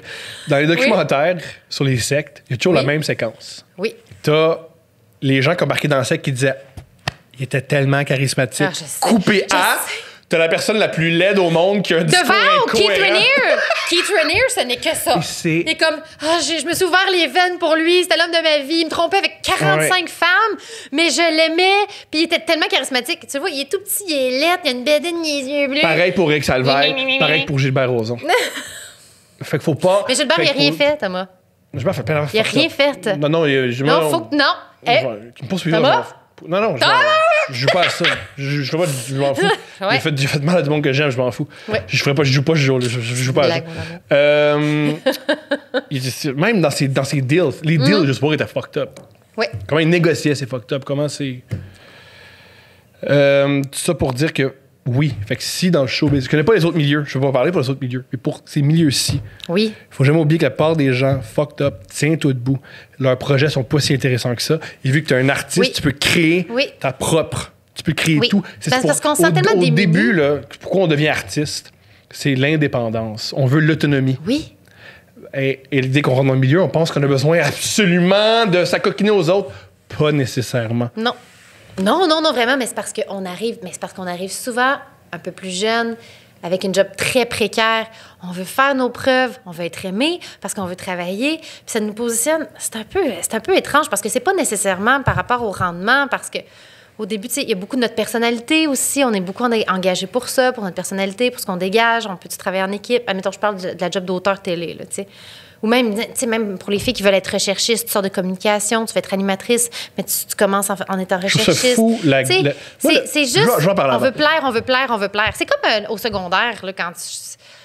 Puis le but de faire de l'art, c'est pas de plaire, c'est de faire de l'art intéressant. Oui, c'est ça. Oui, parce que Aussi, si on voulait une job de face un truc aussi que j'ai observé en télévision, c'est que des fois, un truc que j'ai observé quand tu fais. Pas que je suis sorti de la télé, un truc que j'ai observé, c'est que tu veux tellement plaire que tu fais plus d'art. Ah, absolument! Que t'as même pas d'œuvre. Mais non. Par contre, il y a une recherchiste en mode Salvaire qui t'aime. Mais je fais quoi avec ça? Mais, C'était tu sais, pas mon- mais c'était moi, pas rêve. c'est mon plus grand regret de stand-up. Parce que quand je faisais de la scène puis je faisais juste du stand-up, il y avait Juste pour rire qui fuckait ma vie à chaque Ouais. année. Parce que, hey, avec du recul aujourd'hui, là, je ferais comme...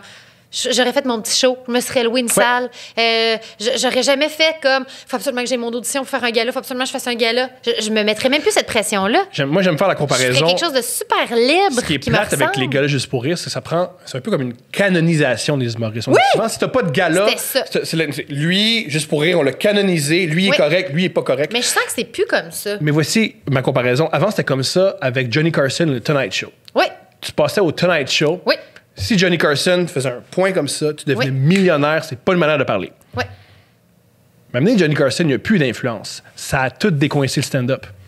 Il y a oui! Larry David qui compte une histoire géniale. Larry David, Oui. qui est le créateur de Seinfeld, qui a aussi créé Curb Your Enthusiasm, qui, à mon avis, est un Ben, des plus ça, grands c'est génies comme mon comiques. idole. Oui, mais il y a des gens qui ne savent pas, qui nous écoutent. Il est très bon. Larry David, une fois, il y a le booker du Tonight Show qui est allé voir Larry David, qui a fait tout. Johnny, il t'aimerait pas. Puis Larry David a juste répondu I don't give a shit. Mais Larry David, Ouais. il est devenu un des plus grands créatifs. Ben oui. Puis parce que l'influence de Johnny Carson s'est arrêtée.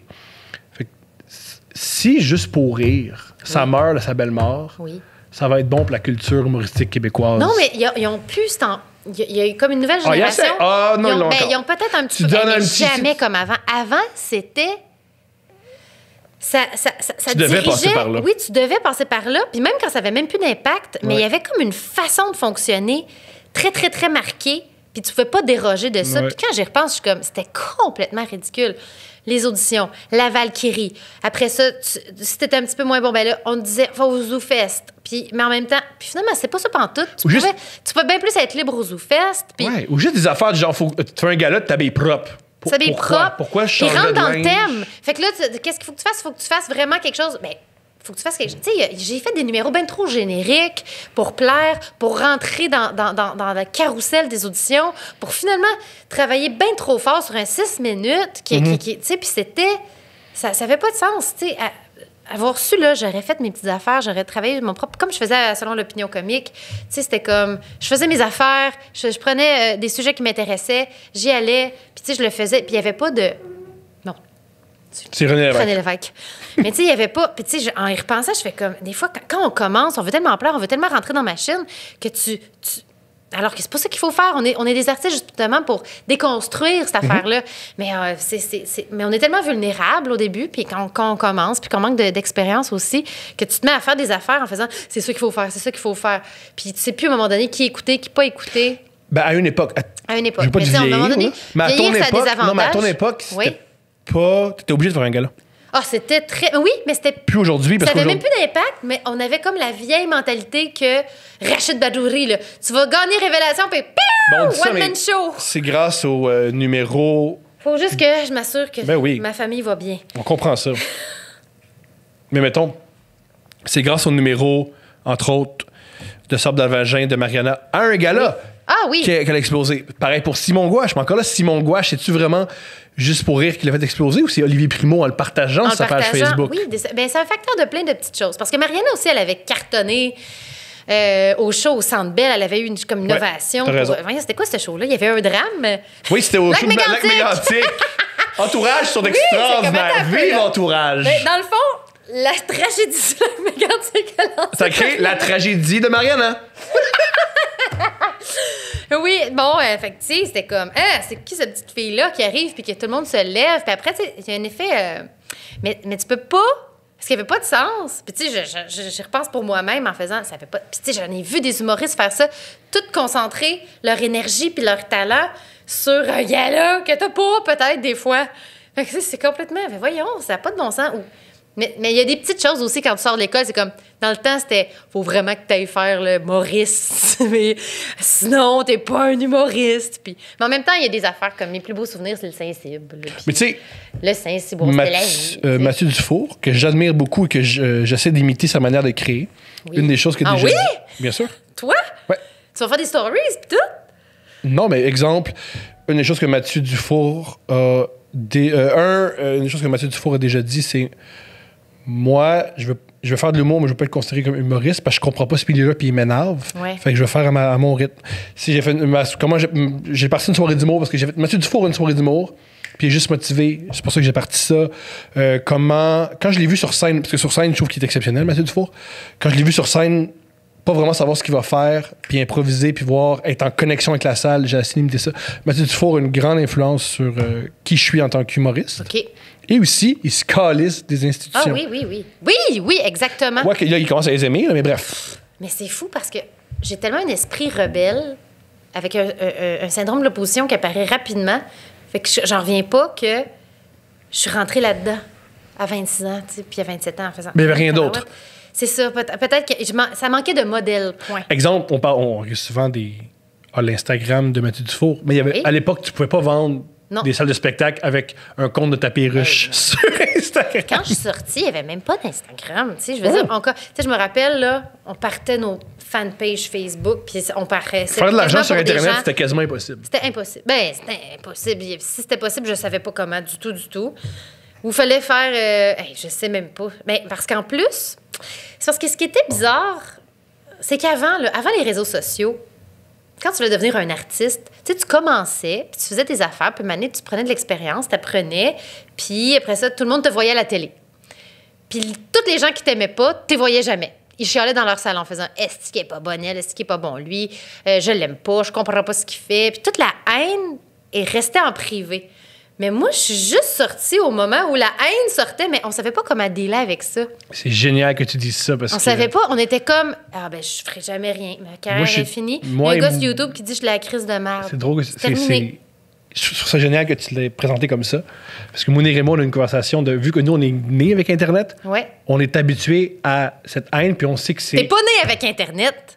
Pas mal. Ben moi, j'ai un ordi depuis que j'ai 12 ans, dans ma chambre. Fait que j'ai grandi. De 0 à 12, il n'y a rien, là. Mais ça existait quand même. Oui, je comprends. Ouais. Ça pour dire que ça a toujours été là. Oui. On a toujours été en contact avec ce langage-là. Oui. Et aussi, on comprend que c'est un monde parallèle. Fait que quand un gars nous dit « il taillit pas vraiment. Non. C'est un personnage qui s'est créé, qui taillit, puis il faut pas le travailler avec ça. Pas votre génération. Non. Ben moi, j'ai toujours quand même... Tu sais, j'ai eu Internet à 15 ans. Là. Je suis pas si vieille que ça. Non, mais c'est mais non, mais c'est même pas grandir. l'Internet. C'est vraiment un truc de réseaux sociaux. Fait que tu sais, tu fais comme... Hey, parce que ce qui était bizarre... Enfin, moi, je suis vraiment arrivée dans le pire, finalement, parce que c'était la première vague de hate de commentaires qui existait ever. Fait que il y avait rien pour me... On parlait même pas de la violence en ligne. C'était même pas comme un sujet à Pénélope le matin là, à la radio. Là. On parlait pas, là... Hey, là, 70% des femmes en ligne se font attaquer. Tu sais, il y avait aucun modèle, il y avait aucune sensibilisation à ça. Fait que c'était quasiment genre... Tu te fais dire par quelqu'un que t'es de la crise de merde, t'es de la crise de merde. Je pense même encore à ce moment-là que les diffuseurs puis les producteurs, ils checkaient les commentaires en faisant « Hey, ça, cette personne-là, ça marchera pas parce qu'il y a 3 personnes en ligne qui disent que c'est de la merde. » On les prenait au sérieux à ce moment-là parce qu'on l'avait jamais vécu. Puis là, tu fais « Ben, je commence. Laissez-moi être de la merde 2 minutes. Je peux dire de la merde. Il faut que je sois de la merde. Si je suis super bonne là, il y a un problème. » Tu sais, c'est comme... Laissez-moi faire mes classes. Puis tu sais, en plus, quand t'es une femme, c'est sûr que c'est 100 fois pire. Mais là, je sais pas c'est quoi le pire. Là, je suis tellement désensibilisée que je suis comme... C'est-tu normal que je sois si désensibilisée? Oui, parce que tu sais que c'est faux. Ouais, c'est ça. Parce que voici... À de la violence. Une blague que je dis souvent, c'est... Quand un petit couple sur Internet se montre tout le temps en train de faire des affaires de petit couple, on les croit pas. On croit pas ce que c'est. On sait que c'est même pas pour vrai. On sait que c'est une mise en scène. Ouais. La haine, c'est la même chose. Ouais. T'es pas vraiment en colère. C'est une mise en scène. Hier, j'avais une blague sur les cuissards, puis il y a plein de gens qui m'ont dit il y a un gars qui dit que tous ceux qui m'aiment méritent d'aller en enfer. Il le pense pas vraiment. C'est juste une affaire qu'il a écrit sur Twitter à 16h30. Mais on dirait que je le sais vraiment. Parce que, tu sais, j'ai fait Je pense pas qu'on est désensibilisé. On sait que c'est pas vrai. Un peu comme... On sait que c'est pas vrai. Quand tu écoutes Kill Bill, tu fais t'es désensibilisé. Je suis pas désensibilisé. Ouais. Je sais que Quentin Tarantino fait une mise en scène de la violence, puis que c'est pas vraiment de la violence, mais c'est plus vraiment une reconstitution, puis il s'amuse. Pareil maintenant pour la haine. Oui, mais les premières fois, là, en plus, ça fait mal. Comme, la blonde d'un humoriste m'avait comme détruit sur Twitter. Là. Je sortais de l'école. La blonde d'une humoriste? La blonde d'un humoriste. Qui? Je le dis pas. Ah, tabarnak! Je le dis pas, elle va me faire encore de l'intimidation. C'est dommage fucked up, ça. Mais là... aussi, les blondes d'humoristes. Il y a des blondes d'humoristes fucked up. Mais bref. Puis en plus, là, j'étais genre à New York pendant un week-end, puis j'ai juste pensé à ça. Pendant tout le week-end. Tu sais, ma mère était comme, oh, regarde, on a un super week-end mère-fille à New York. J'étais comme, j'aurai jamais de carrière. C'est hallucinant, ça. C'est hilarant. Oui, c'est là. Mais ça n'a pas de bon sens. Avec le recul, à New York, t'es à bas de fun. Ben non, ça avait pas. Mais non, mais c'est parce que ça existait pas, puis là, ça venait d'exister. Je venais d'avoir une apparition télévisuelle, puis la réaction, c'était que publiquement, sur Twitter, la blonde d'un humoriste disait... Elle, c'est vraiment une tarte. C'était pas ça, mais c'était pire que ça. C'était genre, qu'est-ce que c'est ça, cette affaire-là? Arc! En plus, c'était une affaire que j'avais même pas écrit le texte.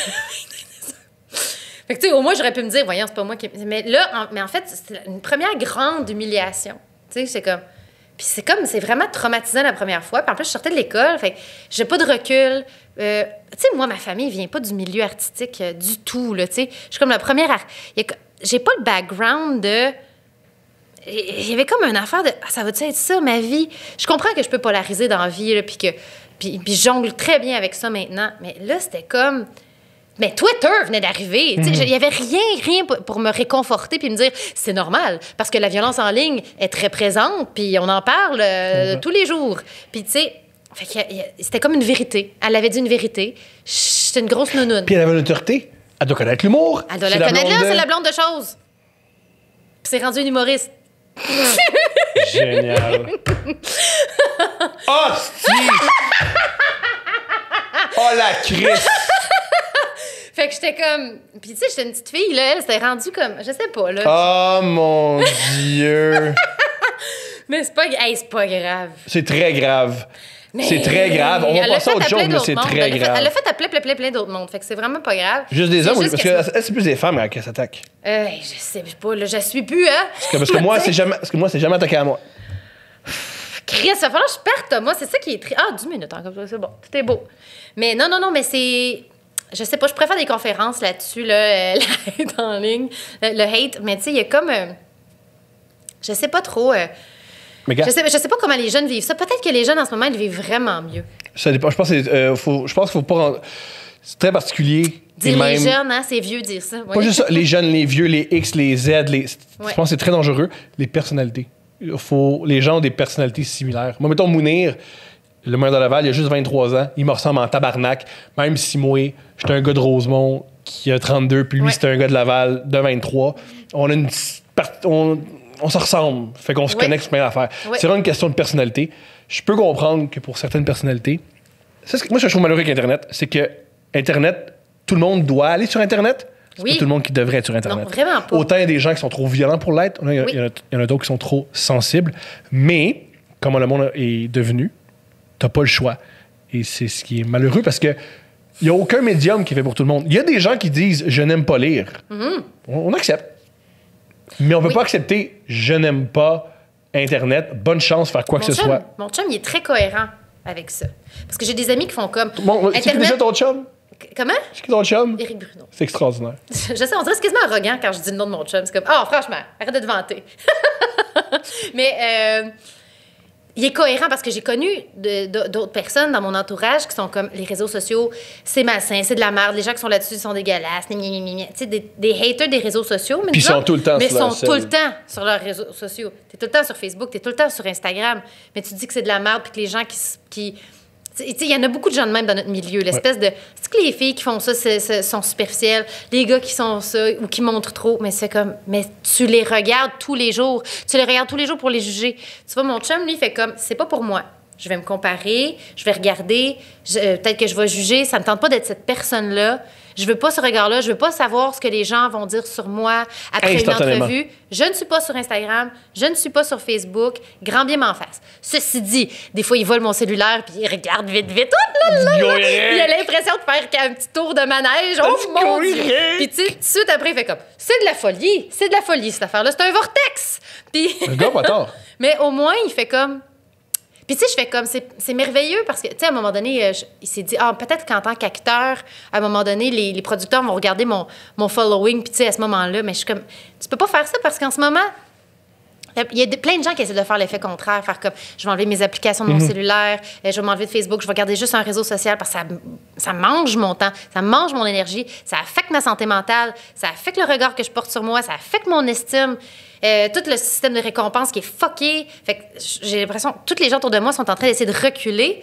Puis c'est comme s'ils commençaient à fumer. Là. Je fais comme, commence pas à fumer. Tout le monde essaie d'arrêter. C'est pas le brillant. moment d'arrêter de fumer. Fait que je fais comme, c'est parfait. Puis en plus, je trouve que ça va être un exemple pour ma fille. Parce que quand t'as deux parents de même, tu dis à tes enfants, là, embarquez pas là-dessus, là, parce que j'aime mieux que t'aies pas de compte Facebook. Mais si tes enfants te voient sur Facebook, te voient sur Instagram, c'est sûr qu'ils vont vouloir répéter ça puis que t'auras pas d'argument. Mais si ma fille, elle a un chum, si ma fille, elle a un père qui est zéro là-dessus, puis qui n'est pas dépendant de ça, ça va lui faire un vrai exemple à suivre en faisant « Mon père n'a pas jamais eu besoin de ça. Il travaille, il a sa passion. Il y a d'autres enfants. » Il est reconnu. Je veux dire, c'est un homme qui... Oui. Ben, Dès qu'il y a un grand rôle masculin, Éric Bruno est... Il est quand même, il est privilégié aussi de travailler. Peut-être que si à un moment donné, il travaillait plus du tout, puis que c'était comme, vous avez 0 like, M. Bruno, on veut pas travailler avec vous. Vous n'avez pas assez de like. Là, il va peut-être faire, bon Dieu. C'est bon que ce soit pas sur les réseaux sociaux, parce que le producteur qui dit « Ah, Éric a 0 like, il n'y a pas d'affaire sur le projet », tu veux pas travailler Tu veux avec. pas travailler avec. Ça va comme, t'es quelqu'un de superficiel qui choisit pas les gens pour les bonnes raisons. Bien sûr! Et voilà. Kim, Oui? j'adore discuter avec toi. J'adore ça. On est n'a passé pas du eu- coq à l'âne. Ouais, on n'a pas parlé de ma vie, c'est toi. parfait. Tu vas revenir. Je peux revenir tellement. Tu vas revenir.